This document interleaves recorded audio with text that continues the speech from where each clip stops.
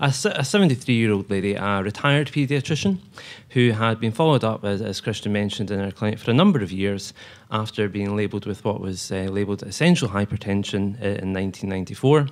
In terms of other aspects of her background, also high cholesterol, hypothyroidism, obesity and asthma.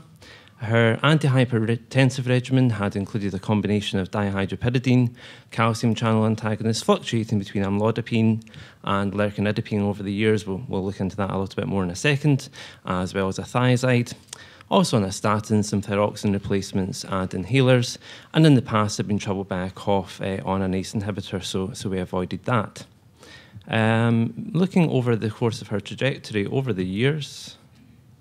So yes, if we look at her trajectory over the early years from sort of 2010 to 2013, we can see that both in clinic and at home, she had generally reasonable blood pressures. Some sort of key areas to point out was that in 2012, on amlodipine developed some ankle swelling, so converted to lercanidipine by the GPs we mentioned.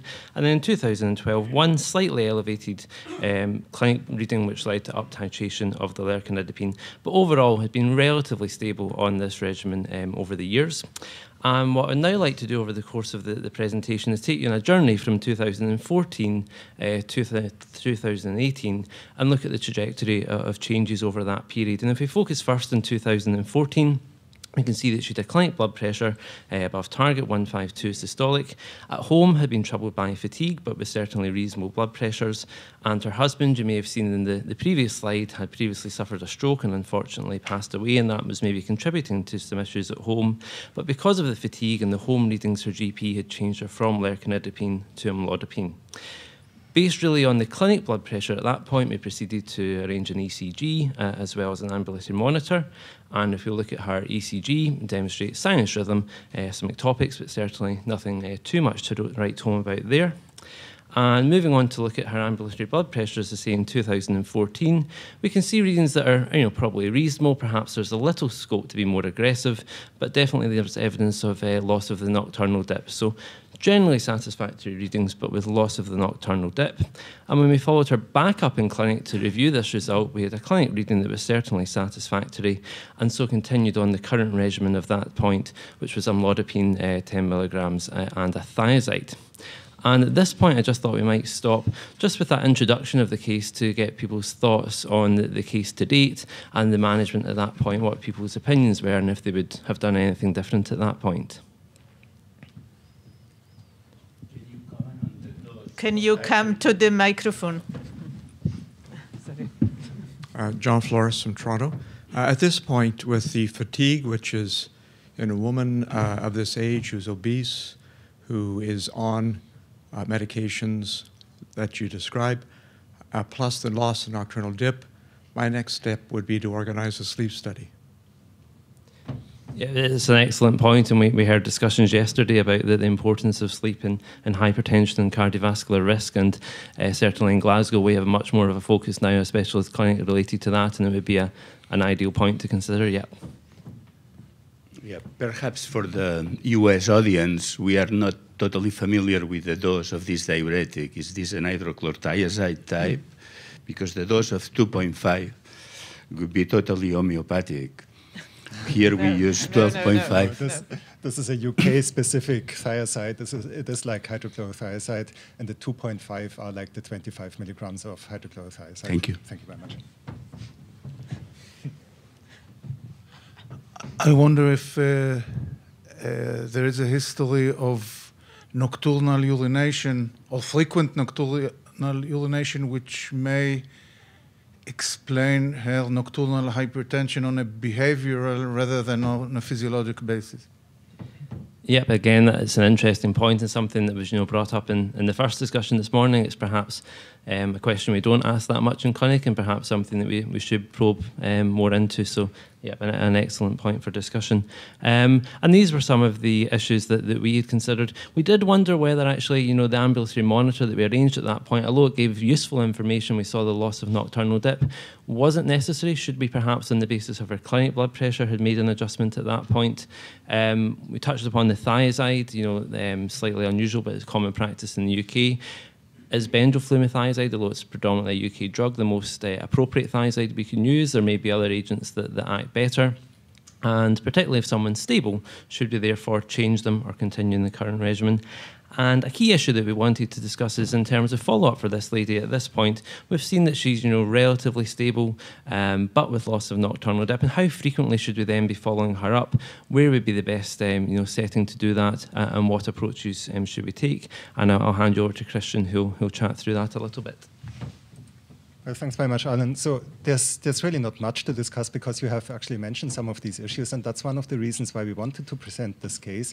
So this is back in 2014, and it is a very stable patient who attended the clinic for quite a few years already. And I think our clinic is as busy as many of the clinics that you do. So the question is really, would the management really change dramatically if you have 15, 20 patients on the list and some of them present with real issues, and then you have this one here with an actually not too bad blood pressure, complaining of some fatigue, but no real red flag signs here. So I think it was a perfectly fine management at this point in time to say we're not making any major changes here.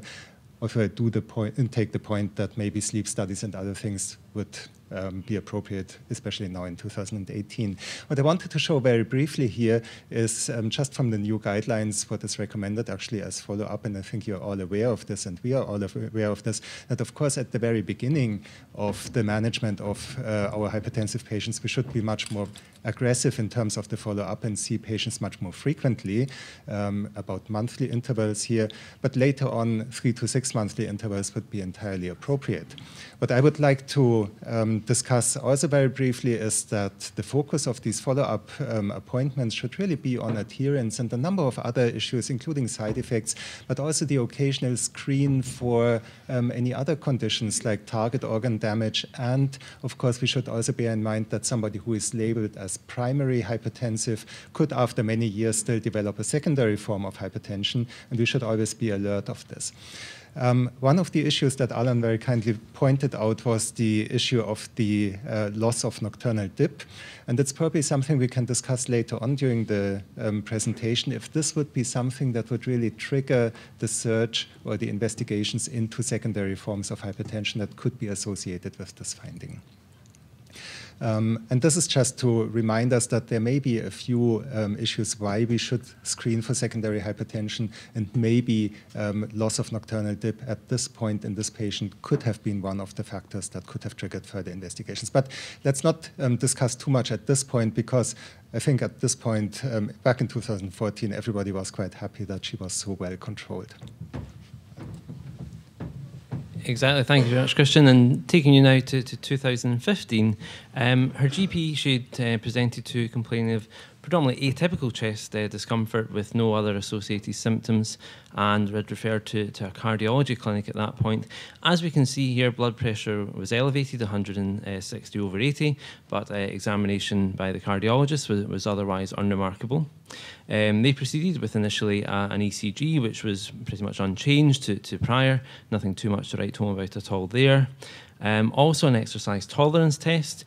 Probably due to her body habitus, obesity, she only managed to exercise for 3 minutes out of a predicted 6. But overall, it was a relatively satisfactory exercise tolerance test. Combined with the atypical symptoms, the cardiologists were reassured on this basis and felt overall her symptoms were not suggestive of ischemia. They had noticed that elevated clinic blood pressure, and contrasting that to what had been noted previously, they proceeded to arrange an ambulatory monitor as well as an echocardiogram. We'll look at the echocardiogram images first, and as we can see here, and this should work. Has worked up until now, but I guess we'll see maybe when we come on to the future echocardiograms, hopefully they'll work a little bit more exciting. But essentially what we can see from this echocardiogram is mild concentric left ventricular hypertrophy. If we had been able to show the images, we would see that the LV function was satisfactory. So overall, just some mild concentric LVH, perhaps nothing too concerning from this echocardiogram. As I mentioned, they also arranged an ambulatory blood pressure monitor, and we can see a marked difference compared to the previous monitor. Readings averaging up to around 190 over 90 systolic, and again the continuing loss of nocturnal dip, and certainly more elevated than what the clinic blood pressure had been at that point by the cardiologists. On the basis of that, I wondered what people's thoughts are and what you would do with it with the next step in management. She was currently on amlodipine 10 and the 2.5 of bendrafluozide. What's people's thoughts to date, and what would they do next?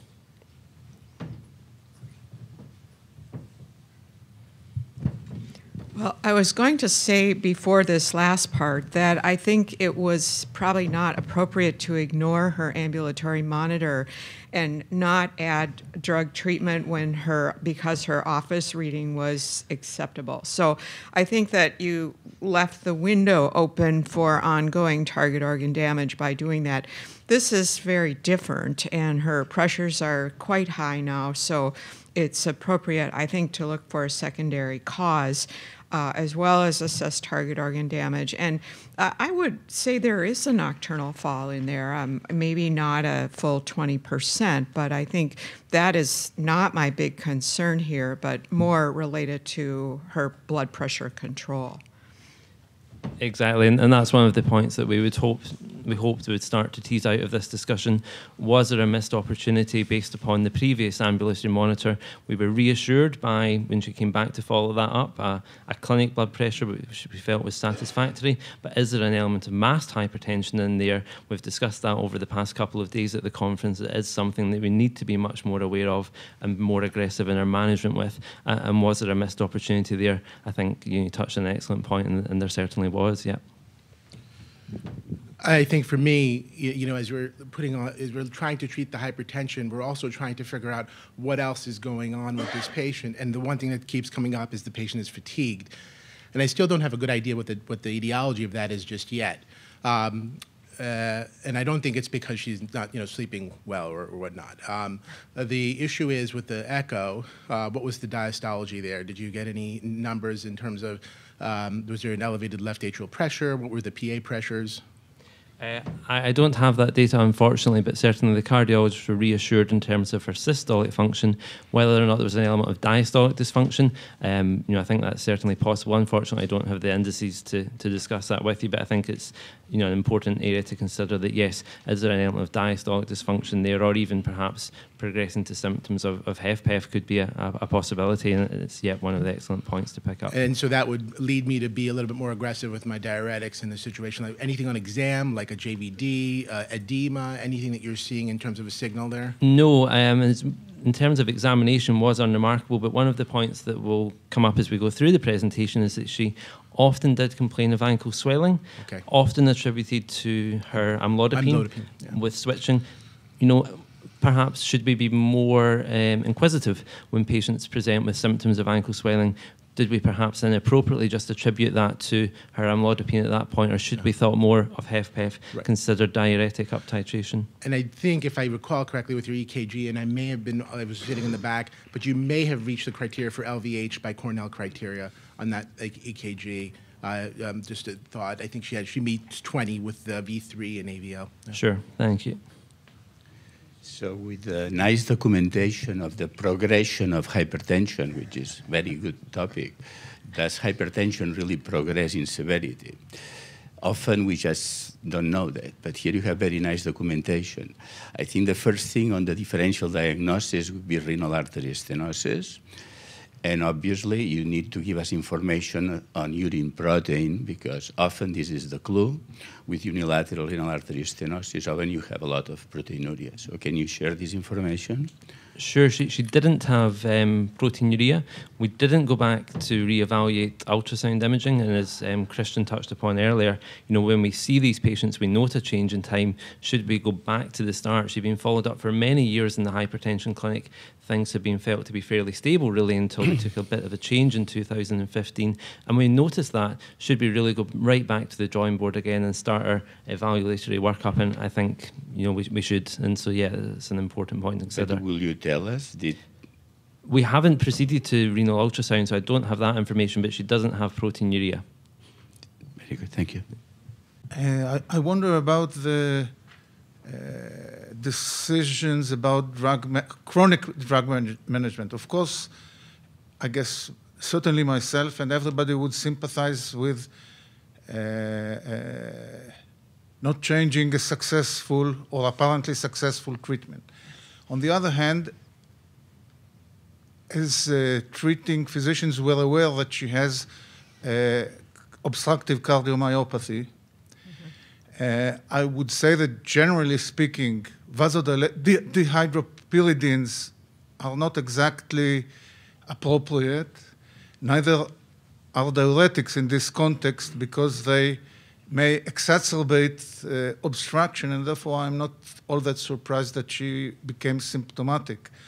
And if you have to be treating her with calcium channel blockers, probably verapamil would have been, or high-dose verapamil might have been more appropriate. And the other thing is, what was her ACE inhibitor intolerance? How did it manifest? Was it cough? Was it It was hypotension? a cough a number of years ago, and yet you touched upon a very interesting point with verapamil that we'll come back to over the course of the presentation. But the ACE inhibitor intolerance had been labelled as a cough from many years previously. So obviously the ARB alternative might have been useful. Exactly, yeah.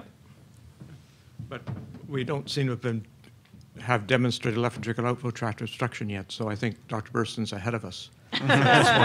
Exactly, yes. That's why I thought I was looking at that echo and wondering. Just a couple of points from our clinical experience and research. In a woman like this with a low pretest probability of coronary artery disease, we would do a treadmill stress echo, and we would look at right ventricular systolic pressure at the end of exercise. Because often the chest pain these women describe is due to high pulmonary artery pressure induced by exercise rather than by coronary artery disease. The other practical point is when you develop a gravitational edema with drugs like amlodipine, we've demonstrated in our research that fluid will shift over the course of the night. It will shift to the chest. It will shift to the neck. It would lead to an increase in neck diameter, a reduction in the airway, an increase in upper airway resistance, and the amount of fluid that shifts at night we've quantified, and the greater the fluid shifts at night with drugs like amlodipine, the greater the apnea-hypopnea index. So I think that plus nocturia in a woman, nocturia again is a sign of obstructive sleep apnea. Yep, fantastic points that are coming out in terms of the exercise tolerance test. Perhaps we should have proceeded to stress imaging, and yeah, we've already touched on sleep over earlier in the morning. So exactly ideal points that are coming out. I'll move on just in the interest of time. We've touched upon these issues, the overall impression, mass hypertension, the etiology of our chest pain, and should we have looked at more detailed investigations of that, not necessarily for obstructive coronary artery disease, but for other factors that could contribute to chest pain. In terms of the management of that point, we did add an ARB. Losartan 50 milligrams was commenced. And we've touched upon, does this lady have mass hypertension? We've seen evidence of it earlier, but which perhaps wasn't fully picked up and acted upon. Certainly more convincing from the ambulatory monitor that we've seen at this point. And it's a topic that's coming up over the course of the conference. It's a common condition in our patients, prevalence of up to 30%, and it's a condition that's not a benign phenomenon.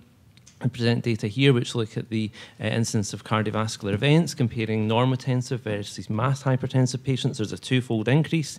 And in terms of cardiovascular mortality and risk of stroke, it's comparable to that of patients with sustained hypertension. So it's not a condition to ignore. It's not a benign phenomenon. It's something that we do need to be more aware of and act more aggressively with when we see. In terms of detection and management of it, the 2017 guidelines mention that patients who have an office blood pressure, which is a goal, but if we feel that they are at increased cardiovascular risk or we have some evidence of target organ damage, then we should both be screening for it and, if we detect it, intensifying our treatment strategies. Moving on to 2016, she complained of further symptoms which were perhaps could be deemed as nebulous, but perhaps they may be more significant: postural, exertional lightheadedness, ankle swelling, which is a recurring theme, clinic and home blood pressure readings 143, 135 systolic. But this ankle swelling, as we've touched upon, perhaps it was inappropriately disregarded, just as due to her dihydropyridine. But regardless, we reduced that to 5 milligrams, up titrated her losartan, and continued her thiazide. And overall, her symptoms did improve slightly with that approach to blood pressures around 140/90, both at clinic and at home. Things took a fairly marked change when we'd followed her up in 2017.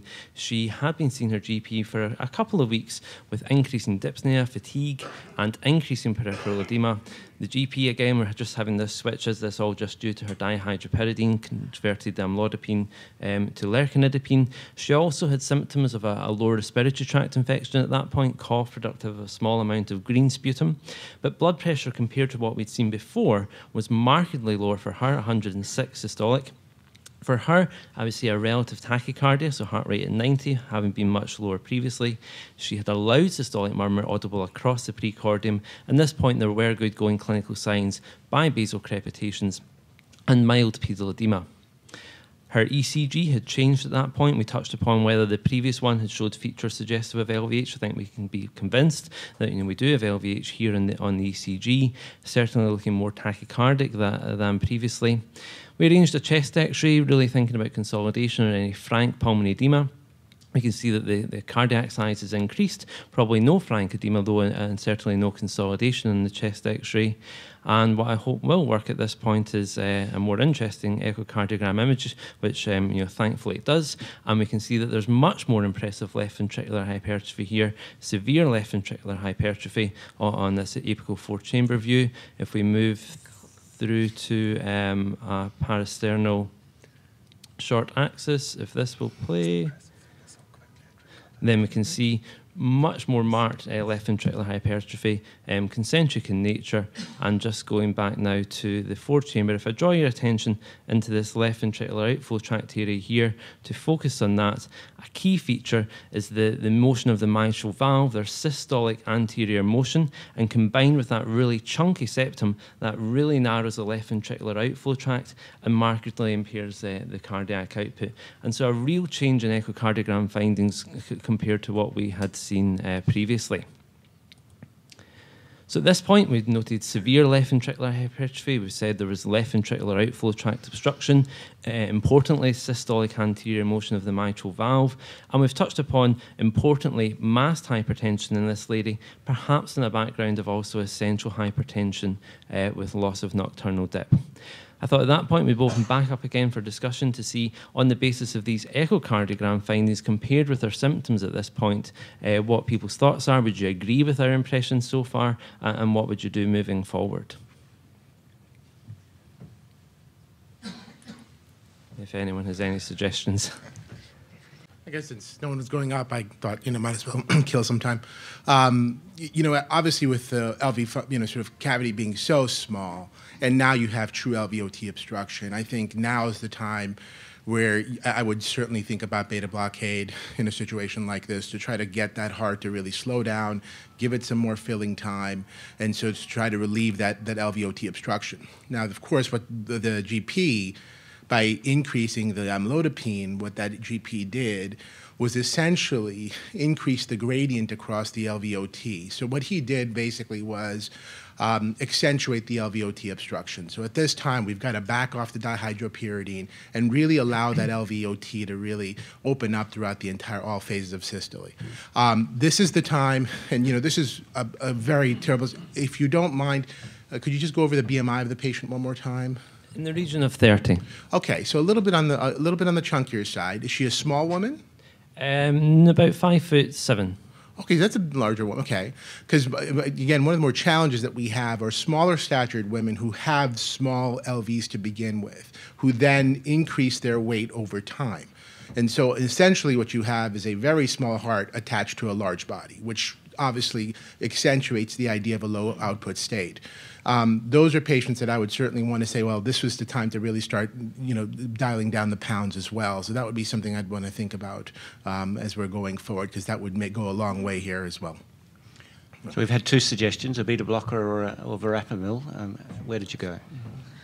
In fact, what she got was amlodipine and losartan. So I really agree with the discussion that the amlodipine was not good for the gradient. The other drug that was introduced, obviously against the background of the mild LVH, was the losartan, but this would be exactly the same effect here, that it also further increases the gradient. And I think Alan will discuss some of the details how really the clinical decompensation in this patient was triggered by some of the measures that we have taken, but maybe also by other precipitating factors. Exactly. Yep. Thank you, Christian. And just to go over what we did do at that point, perhaps not ideally. However, we stopped her losartan, withheld her benzoyl. We continued her dihydropyridine. On reflection, was that the most appropriate approach? Probably not. But we'll touch upon that left ventricular outflow tract obstruction often gives an impression of an element of heart failure, and traditional approaches to management can actually be deleterious in this. So what people initially manage someone who they may feel have heart failure if they have left ventricular outflow tract obstruction, some of those strategies can be deleterious. We arranged an ambulatory monitor and referred her urgently to our cardiology colleagues. I won't dwell on the ambulatory monitor too much, but looks more consistent to previous, more reasonable readings. But the key point, as we've touched upon, is we then managed to start some calcium channel antagonists with verapamil. Initially 40 milligrams TID, then up titrating to a more reasonable sustained release. We restarted her diuretic and discontinued her lercanidipine. Left ventricular outflow tract obstruction, we can see it's one of the key points from this case. It's been described in case reports from the mid to late 1980s as well as the early 1990s. It is probably something that we should be more aware of and certainly screen for more. It's a condition that requires an anatomical substrate as well as a physiological trigger. So often hypertension or aortic stenosis leads to increased afterload. Perhaps with this lady, an element of masked hypertension because of the non-benign phenomena. But regardless, this leads to left ventricular hypertrophy. And that can lead to an element of diastolic dysfunction, but particularly with left ventricular outflow tract obstruction, as well as that anatomical substrate, there's then some form of physical trigger. And that can either be a physiological response, perhaps to sepsis with relative hypotension in this case, or if we have agents which act as vasodilators, often started perhaps because of the management going down other strategies. These then accentuate this problem, leading to increasing impaired diastolic filling, the left ventricular outflow tract obstruction, and almost obliteration at times the LV cavity, and the systolic anterior motion of the mitral valve that then occurs really narrows down that LV outflow tract and leads to the triad of symptoms that are typical in terms of chest pain, breathlessness, and syncope. In terms of how we would best manage that, the things to really point out is that we need to avoid things like vasodilators or positive inotropes that may be commenced if you go down the wrong strategy and don't really screen for LV outflow tract obstruction and consider that it might be there.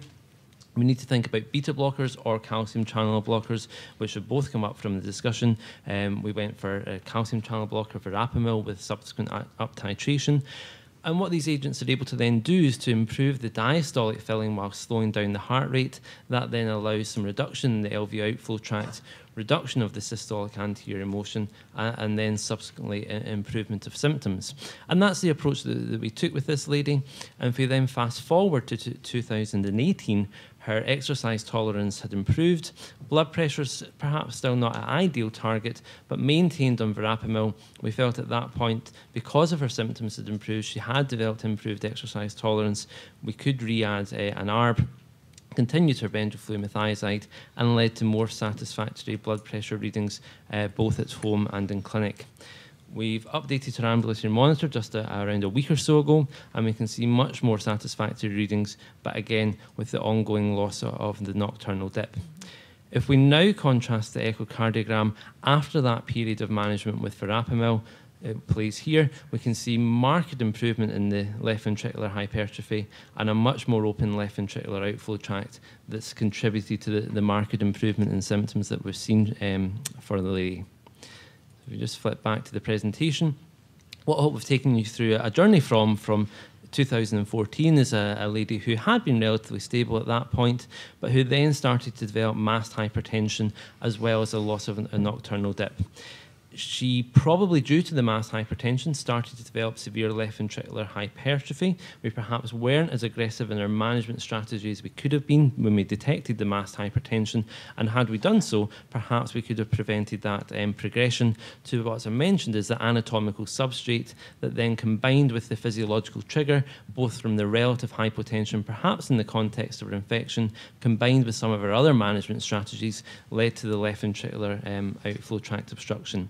It is a condition to be aware of because the implications for management really are important. If you adopt some of the strategies that may be managed for heart failure with diuretics in the first instance, if you don't think about beta blockade or appropriate calcium channel blockade, then you would go down a wrong avenue. You would accentuate the symptoms, make the situation worse. And there have been reports of that from the case presentations that presented from the late 1980s.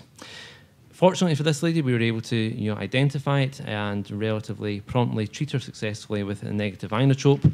That led to marked improvement in her symptoms, as well as the echocardiogram findings. But what I hope to have, along with Christian, and yourself, discussed over the course of the morning is some key features that we need to be aware of in terms of mass hypertension not being the benign phenomenon. We've chatted about the importance of considering natriuresis at night, probing into that, as well as the aspects from sleep studies.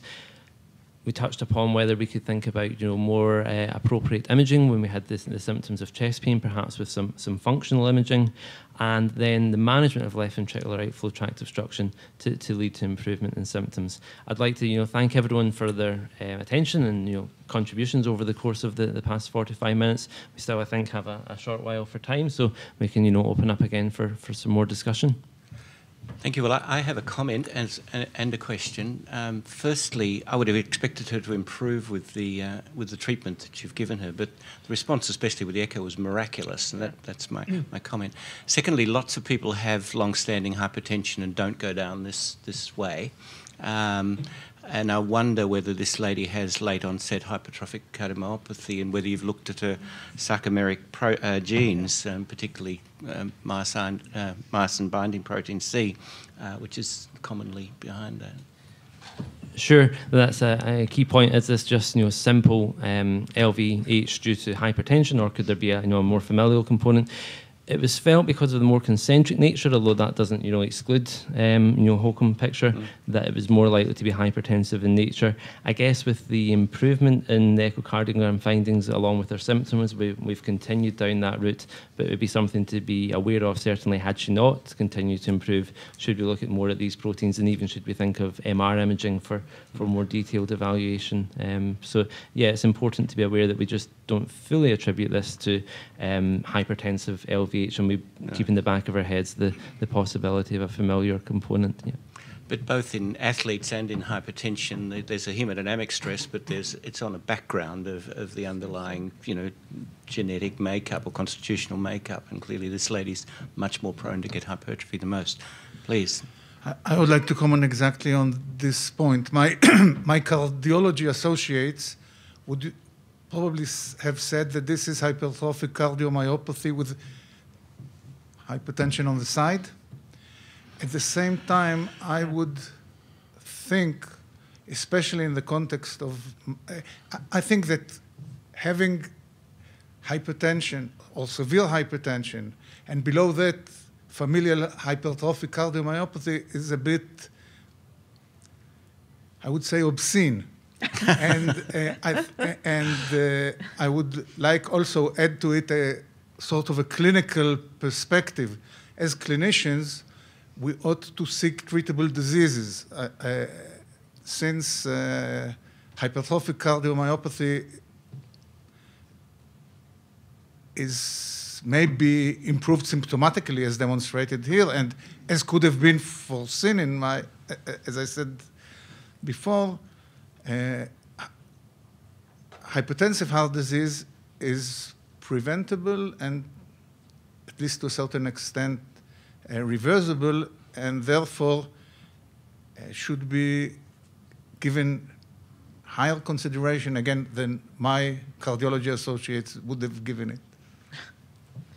Yep, thank you. Yep. We'll take that as a comment. Was there much discussion about the dose of verapamil? You jumped to the other drugs fairly readily. What about using higher doses as high as 540 milligrams, which some people use in this kind of situation? You sort of half-treated, in my view. And then you treated the blood pressure beautifully, but if you're looking at what the problem was, why not use more verapamil, I guess is a question. Yeah, it's an interesting point. I guess we started perhaps a little too cautious, and perhaps caution is a bit of a theme that's recurring through this case. And higher doses could have been certainly something to consider. We didn't in this instance, but it would be an important thing. Was it the fact that you had crackles or something like that? No, I mean the verapamil was primarily. I don't think that would bother me particularly in this.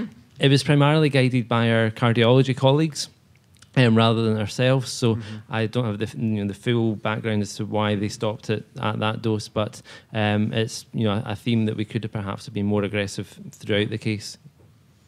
I mean, at the same time, the other vasodilators were stopped, so she did not. She did get some kind of treatment by removing some of the drugs that would negatively influence the gradient, and she would get some verapamil on top of this. So at least she has two therapeutic principles here at the same time, but I agree that those could have been higher. The loss of nocturnal dip initially is an important trigger, particularly in females. There's been a study many years ago which showed lack of nocturnal dip. It wasn't called mask hypertension in those days. In females, it led to hypertrophy. So we need to be aware that an initial ambulatory is key. The other factor is that mask hypertension can only be diagnosed by ambulatory, no other way. So we have a lot of discussion at this meeting and others. Lack of reimbursement, particularly in America, is a hindrance to ambulatory. So maybe that's something to take up with the associations that we do need to identify, because this condition isn't benign. I couldn't agree more. So what this lady probably had was 3 or 4 ambulatory readings over the time, so I think that's not too bad. But the confusion that was here is certainly that we have some discrepancy between clinic readings that were mostly fine. On some occasions they were high, and then it's the usual inertia that you say there's some stress at home or other factors that cause this. We have then ambulatory readings as proper 24-hour readings, but we also have home blood pressure readings. And I think what we all do, and I think this is what this case particularly features, is that we just pick the best ones. And we take the ones that we like most, and we say, well, despite absence of a dip, most of our home readings are fine, so let's not increase the treatment. And you pointed out very rightly that this absence of dip and this slightly borderline blood pressure that we've already seen back in 2014 should possibly have triggered a more aggressive treatment. She's still got lack of nocturnal dip, so that's what are you doing for That's that? quite right. So we're happy to take your advice. So along these lines, I think this case can be better characterized as a case of severe hypertension, progressive. I mean, mass hypertension is a term that, if we want to be pure in the definition, is better reserved for someone that in the office is perfectly normal. And then, surprise, surprise, the blood pressure is much higher at home with target damage. So I think your case, if you want to, when you write it down, I don't know the title, but I think this is a case of progressive severe hypertension. And along these lines, the lack of dip in this hypertensive patient is another point for severe hypertension. That's about the definition. And you never told us the follow-up. Was the blood pressure markedly improved after verapamil, or you improved the symptoms and the blood pressure is still not fully controlled? Because I suspect this is severe hypertension and you need to add spironolactone, something else to control the blood pressure. So what happened to the blood pressure at the end? So the last ABPM reading that Alan has shown just from a week ago showed much better blood pressure control, still not quite at the optimal range, still loss of nocturnal dip, so she may benefit from some changes in her treatment. And the spironolactone that you mentioned is actually quite an interesting idea, especially given the history of the left ventricular hypertrophy that she clearly had. So my comment is, I think you got three sequential comments related to that. You have a wealth of information about what her nocturnal pressure is, but limited things were done both from an investigative standpoint and management standpoint. I would argue that spironolactone not only would have value in terms of overall blood pressure management, but along with what had been talked before about rostral shifts, fluid shifts, if she's still obese, if she has a little aldosterone excess, we know that if she has sleep apnea, which I echo what others have said should be investigated, the use of spironolactone may have a favorable effect. And now that her LVOT obstruction is gone, or significantly improved, it could be safely used. Antidiuretics could be safely used, and if we believe in the value of spironolactone in HFpEF, it could be a double effect. Yep. So I was going to ask about the role for spironolactone, so thank you. But I did want to just ask one thing about keeping the term masked hypertension, because while I agree that it should be defined as normal in clinic, to remove it, part of the problem in this case was that we didn't highlight the home blood pressures enough. And to remove it from the diagnosis or to remove it from the label, we don't want this person going back to only office. So I think it's important to continue to highlight that we need to rely on out-of-office blood pressures for this patient. So I don't know if there's any thought about how to balance those.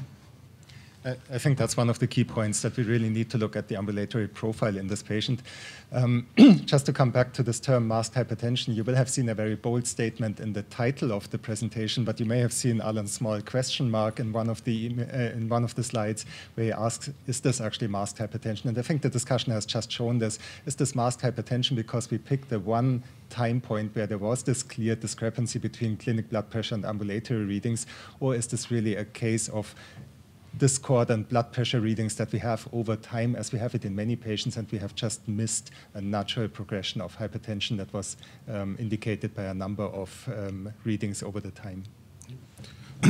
So in defense of cardiologists, I will tell you that we would not have necessarily, sort of just called this patient HOCM, simply because it comes with such a terrible association with sudden cardiac death. And before we start telling patients that they're at higher risk for sudden cardiac death, we'd want to do a little bit of investigation. But I guess this is sort of a shameless plug for cardiac MRI because it's sort of my specialty. But the sense would be that in a situation where you do see a precipitous increase in the LV mass, as we saw in this case, a cardiac MRI would not only be helpful from a diagnostic standpoint to see if this patient had late onset HOCM, but also from a prognostic standpoint. And I mean, if you see a lot of fibrosis in the LV myocardium, then you know that there's a higher risk for ventricular arrhythmias. And so that how you treat that patient is going to be different than if you saw a low burden of fibrosis. And fibrosis can happen not only in HOCM, but also in hypertrophic remodeling from hypertension, aortic stenosis, a myriad of clinical issues. The last question, or the last point that I would have with this patient, if you notice, she already has left atrial enlargement on the echo, so she is knocking on the door of atrial fibrillation. So if she does have some palpitations, you know what it is, okay? Lovely. Thank you. We know what to do when that comes. Okay. So just one other point that I've seen, and obviously we stressed this during the discussion. This is a patient who initially didn't look too bad when we go back to 2014. And we have a lot of pressure in the clinics, obviously, to discharge patients from specialty follow-up. So if we had done this at this time and the patient would have seen by the GP, we may have missed even more opportunities. Now, unfortunately, what we have done was probably not so much better in this case. So I think and this is one of the reasons why we have picked this case, that even with specialist management that we put into this patient, we probably were not quite on the right track. And we really have to make sure that our specialist services deliver what they promise, and that we take these patients and their symptoms very, very seriously. And the discussion has shown a number of points where we could have gone down a slightly different route, which we may have missed, and now in hindsight see some of these features, of course.